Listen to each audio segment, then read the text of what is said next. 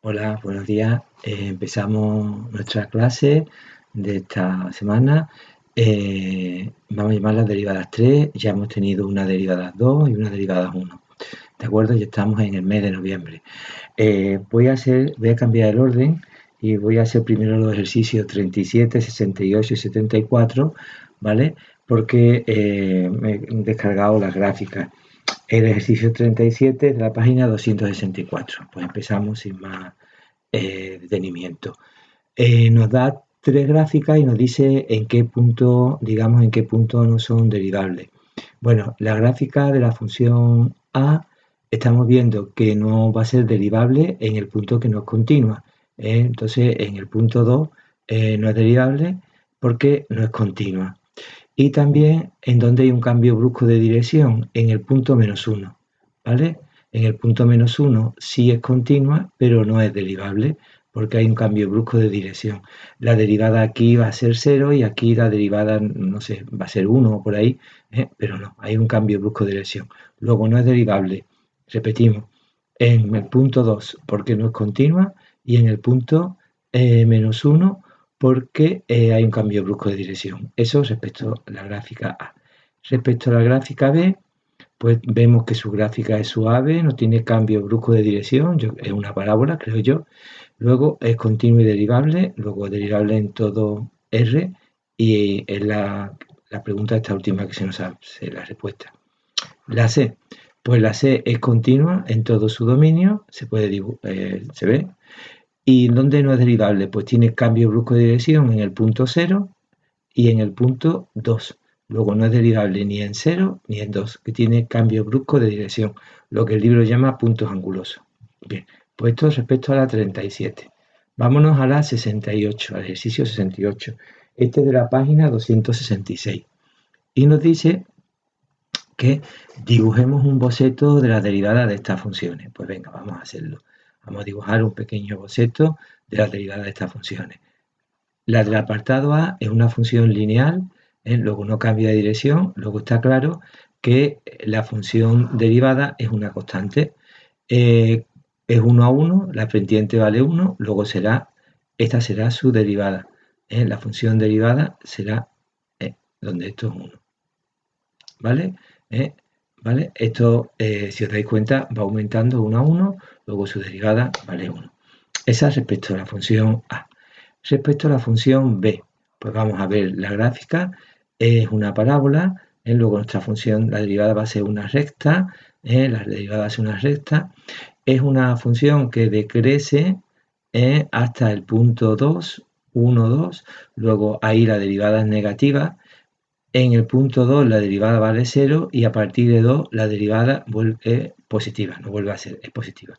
Luego su gráfica, vamos a ponerlo un poquito más bonito, su gráfica aproximadamente hemos dicho hasta el punto 2 es negativa, porque la gráfica va decreciendo, si la gráfica decrece la derivada es negativa, en el punto 2 tiene tangente horizontal, luego la derivada vale 0 y a partir de 2 la derivada es positiva. Luego su gráfica es una recta, esta sería su recta. Esta es la derivada, la gráfica de la derivada. Antes de 2 la derivada es negativa, la gráfica de la derivada es negativa, en el punto 2 vale 0, tiene tangente horizontal y a partir del punto 2 es positiva. ¿De acuerdo? Bien, vámonos al apartado C. Es un polinomio de tercer grado, una cúbica, y vamos a hacer un estudio parecido a este. Vamos a ver, la función va creciendo hasta 1, luego la derivada es positiva, en 1 tiene hasta menos 1, la función crece hasta menos 1 con derivada positiva, ¿de acuerdo? En 1, menos 1 tiene tangente horizontal, la derivada vale 0, entre menos 1 y 1 la función decrece, luego tiene derivada negativa, quiere decir que la gráfica de la derivada está por debajo del eje, en el punto 1 vuelve a tener tangente horizontal, luego la derivada vale 0 y a partir de 1 tiene derivada positiva. Vamos a ver cómo nos queda entonces eso. Vamos a repetir, dibujamos los ejes aproximadamente y marcamos. Hemos dicho, En menos 1 hasta menos 1 la derivada es positiva. Hasta menos 1. En menos 1 la derivada vale 0, luego pasa por este punto de la función derivada. Y viene aquí positiva. Después la función decrece entre menos 1 y 1, luego la derivada es negativa. Y en 1 vuelve a tener tangente horizontal. La tangente es horizontal, luego la derivada vuelve a ser 0. Y a partir de 1 la función es creciente, la derivada es positiva. Luego es una parábola aproximadamente esta parábola. ¿De acuerdo? Esta es la gráfica de la derivada. Es positiva hasta menos 1, que tiene derivada 0. Entre menos 1 y 1 tiene derivada negativa. Y a partir de 1 tiene derivada positiva. Luego, esta es la gráfica de la derivada de esta función. Esta es la gráfica de la derivada de esta función. Y esta es la gráfica de la derivada de esta función. Espero que lo hayáis entendido. Bueno, vámonos al ejercicio 74, ¿de acuerdo? De esta misma página 266. Aquí solamente he copiado el principio del enunciado. Dice, estas son las gráficas de las funciones f, g, h y j. Y ahora nos va preguntando una serie de cuestiones en función de esa gráfica. La primera cuestión que nos pregunta es, voy a leer, ¿cuál de esas funciones f? Bueno, estas son las gráficas de sus derivadas, ¿eh? Estas son las gráficas de las derivadas. Esta es la derivada de f, esta es la derivada de g, esta es la derivada de h y la derivada de j. Y nos dice, ¿cuál de esas funciones f, g, h y j tienen puntos de tangente horizontal? Pues los puntos de tangente horizontal son aquellos puntos donde su derivada vale 0. Luego, f', f' donde se anula en 1, 2, como f' de menos 2 es igual a 0, tenemos que f en 2 tiene tangente, lo que iba a decir, horizontal. La recta tangente es horizontal. Luego un candidato a máximo o mínimo. Vamos a ver, G' no se anula nunca, no se hace 0 nunca. H' tampoco se hace 0 nunca. Esto parece que es una asíntota. Y por último, quien J' se ve que es 0 en 1 y J' es 0 en 3. Luego en esos dos puntos tiene tangente horizontal. J, en 2, en 1 y 3 tiene tangentes horizontales. ¿Vale? Son candidatos a máximos y mínimos. Recordar, donde la tangente es horizontal, la derivada vale 0 y por tanto candidato a máximo o mínimo. Apartado B, no tiene por qué serlo. Dice, ¿cuál de estas gráficas es la función derivada de una función polinómica de primer grado? Pues lo hemos visto en el ejercicio anterior. La derivada de una función polinómica de primer grado es una constante. Un polinomio de primer grado, su derivada, un polinomio de primer grado sería así, mx más n, y la derivada sería m, luego una constante. Luego la única que tiene su derivada de una constante es g'. Bueno, aquí he puesto f, ¿vale? No tiene por qué ser f. Voy a quitar esta f, voy a llamarla i. Igual que llama el libro cuando no quiere llamarla f. Luego esto sería i'. ¿Vale? Luego la única que tiene la derivada como una constante sería g. Luego estamos hablando de la función g. Apartado C. Dice, ¿cuál de ellas corresponde a una función polinómica de segundo grado? Pues, mira, la derivada de una función polinómica de segundo grado es una de primer grado. ¿Y cuál es la única de primer grado? F. ¿De acuerdo? F es una función lineal. Luego la respuesta sería F. A ver, sería F. Apartado D. ¿Alguna de ellas puede ser polinómica de tercer grado? Sí, porque la derivada de una función polinómica de tercer grado es un polinomio de segundo grado y aquí tenemos la j, que claramente es una parábola. Luego, la de tercer grado es la j. ¿De acuerdo? Y el apartado de ella, ¿alguna de las funciones puede ser logaritmo de x? Pues vamos a ver. ¿Quién es la derivada del logaritmo de x? La derivada del logaritmo de x, no tenemos que saber de memoria, es 1 partido por x. que es la función de proporcionalidad inversa. Y está claro que es la h. La h es la respuesta. ¿Vale? Bueno, pues esperemos que hayáis entendido este ejercicio. Pasamos ahora al ejercicio 51 de la página 267. Dejadme que vaya a él. Ejercicio 51 de la página 200. Va por arriba. 51. ¿Vale?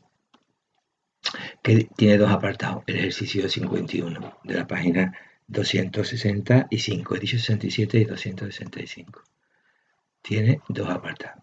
Y los dos es lo mismo. Estudiar la continuidad y la derivabilidad de las siguientes funciones. Bueno, la primera función es 1 partido por 1 más valor absoluto de x. Esa es la primera función. Pues vamos a estudiarla. Vamos a escribirla de otra manera. Vamos a escribirla como 1 partido por 1 menos x, si x menor que 0, y 1 partido por 1 más x, si x es mayor o igual que 0. Recordad que según la definición del valor absoluto de x, pues eso sería menos x si x menor que 0 y más x. Bien.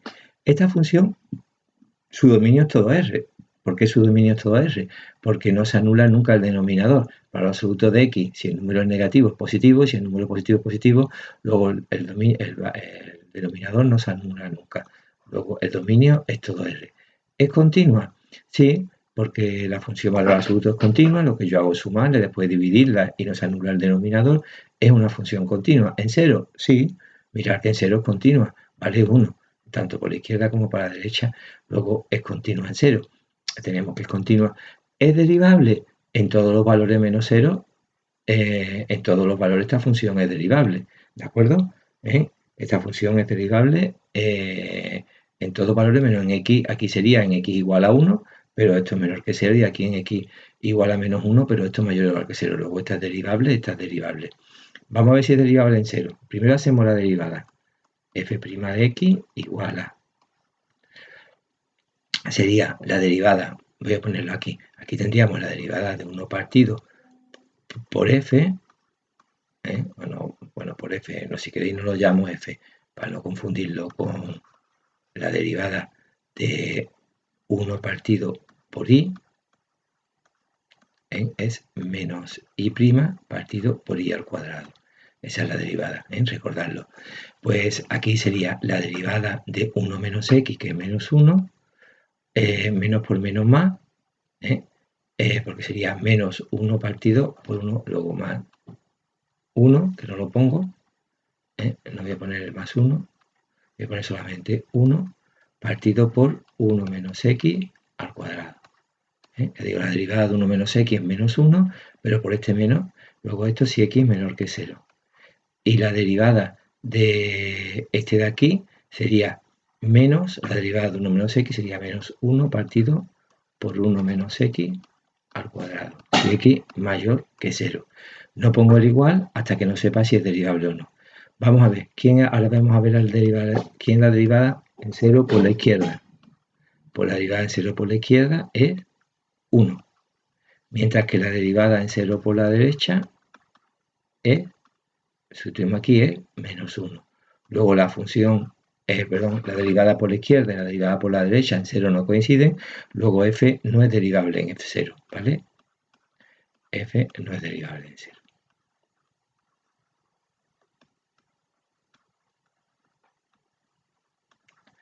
¿Vale?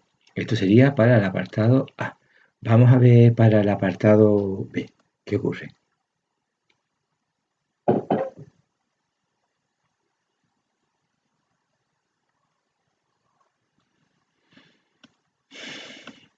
El apartado E. Tendríamos el mismo enunciado, estudia la continuidad y la derivabilidad de la función f de x igual a valor absoluto de x partido por x cuadrado menos 1. Esto podemos escribirlo de la siguiente manera. Menos x partido por x cuadrado menos 1, si x menor que 0, y x partido por x cuadrado menos 1, si x mayor o igual que 0. ¿De acuerdo? Bien, vamos a ver.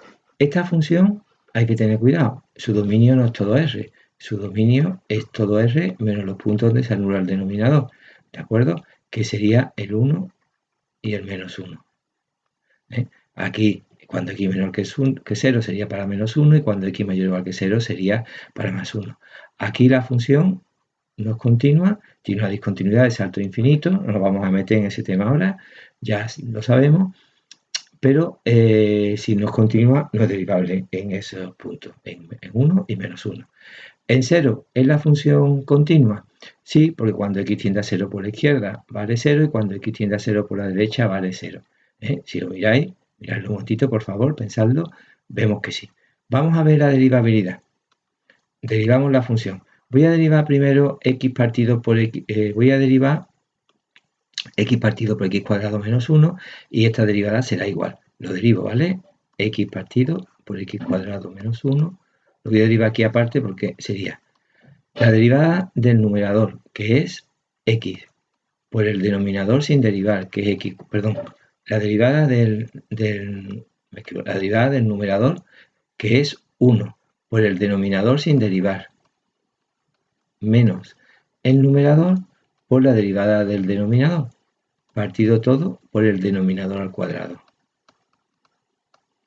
Y esto es igual x cuadrado menos 2x cuadrado es menos x cuadrado menos 1, partido por x cuadrado menos 1 al cuadrado. Y esto es igual a menos que multiplica, si queréis ponerlo, x cuadrado más 1 partido por x cuadrado menos 1 al cuadrado. ¿De acuerdo? Bueno, eso es lo que nos da la derivada del denominador. La del numerador sería con un signo más aquí, porque tengo ahí un signo menos. Luego, ¿cómo me queda la derivada? Me quedaría f' de x es igual a esto de aquí, pero con un signo más, x cuadrado más 1 partido por x menos 1 al cuadrado, si x menor que 0, y menos x cuadrado más 1 partido por x cuadrado menos 1 al cuadrado, si x mayor que 0. Ya digo, como esto sería con un menos, pues se multiplicaría este menos y sería más. Derivada en 0 por la izquierda, pues sería 1, ¿vale? Derivada en 0 por la derecha, pues derivada en 0 por la derecha sería menos 1. Luego, como la derivada por la izquierda y por la derecha no coinciden, tenemos que f no es derivable en 0.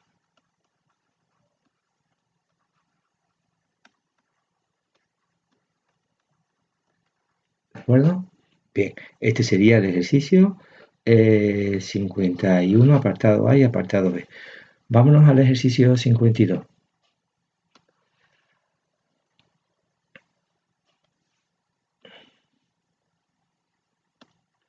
Ejercicio 52. Dice, sea f de x igual a x cuadrado por valor absoluto de x. Es decir, menos x cubo si x menor que 0 y x cubo si x mayor o igual que 0. Y nos pide que calculemos f', f segunda, f tercera. ¿De acuerdo? ¿Vale? Bien. Pues vamos a ver. Esta función es una función dominio es todo R, continua en todo R, ¿de acuerdo? Y vamos a ver si vamos a hacer la derivada en todos los puntos, continúa en 0, vamos a ver la derivada primera. La de arriba sería menos 3x cuadrado si x menor que 0 y 3x cuadrado si x mayor que 0. ¿Puedo poner el igual? Vamos a pensarlo de cabeza. La derivada por la izquierda en 0 sería 0 y la derivada por la derecha en 0 es 0. Luego puedo poner igual, la función es derivable en 0 y su derivada sería 3x cuadrado. Vamos a hacer la derivada segunda. ¿Cuánto quedaría? Pues me quedaría menos 6x si x es menor que 0 y 6x si x es mayor que 0. Puedo poner el igual cuando x tiende a 0 por la izquierda, la derivada segunda da 0, y cuando x tiende a 0 por la derecha, la derivada segunda da 0. Luego, efectivamente, puedo poner el igual, también es derivada de 0. Vamos a ver ya por fin la derivada tercera. Menos 6 si x es menor que 0 y 6 si x es mayor que 0. ¿Puedo ponerle igual? No, porque por la izquierda tiende a menos 6 y por la derecha tiende a 6. Luego esta derivada tercera ya no es derivable en el punto 0. Sí lo es la primera y sí lo es la segunda, pero la tercera ya no lo es. ¿De acuerdo? Bien, y vamos a acabar con el ejercicio 60 de la página 266.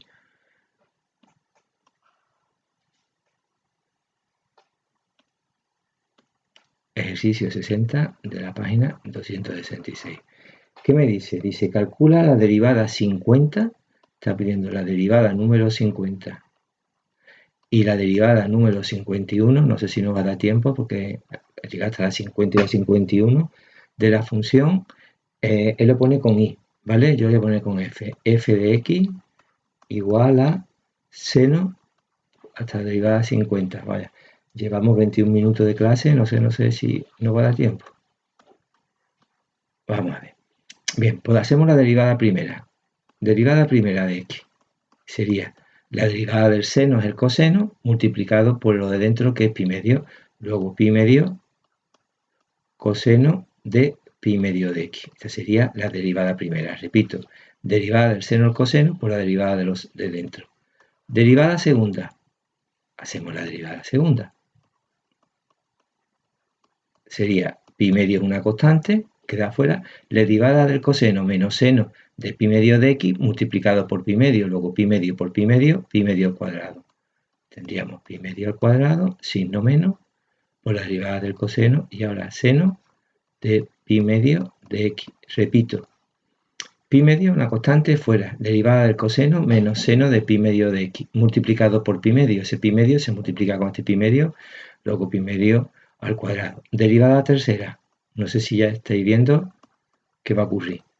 El menos pi medio al cuadrado queda fuera, la derivada del seno es el coseno de pi medio por pi medio, luego pi medio por pi medio al cubo, menos pi medio al cubo por el coseno de pi medio de x. ¿Vale? Derivada cuarta. Recordad que se ponía con números romanos. Menos pi medio al cubo sale fuera coseno de pi medio de x menos seno de pi medio por pi medio. Menos por menos más. Y pi medio por pi medio a la cuarta. Por el seno de pi medio. Y así tenemos que seguir hasta 50 o 51. O nos damos cuenta que ahora el seno de pi medio al derivarlo nos va a dar esto.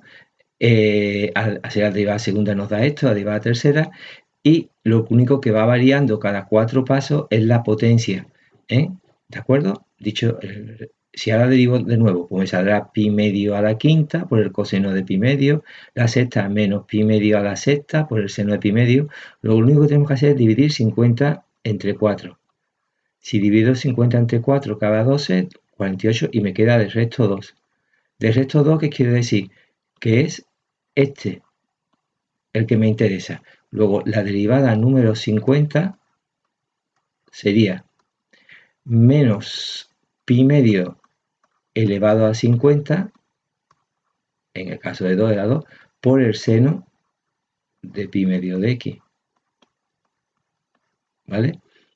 Y ahora, si divido 51 entre 4, es muy sencillo, 51 entre 4, cabe a 12 también, y del resto queda 3. Luego, del resto 3 es este de aquí, ¿de acuerdo? Este es el que nos interesa. Luego, ¿quién es la derivada número 51 de la función? Pues menos pi medio elevado a 51, si es 3, por el coseno de pi medio de x. Y esa sería la derivada 51. Esto se llama un proceso inductivo. Hay que ir buscando la fórmula hasta que uno se da cuenta. Bueno, espero que hayáis entendido este ejercicio. Hasta mañana, hasta el próximo día.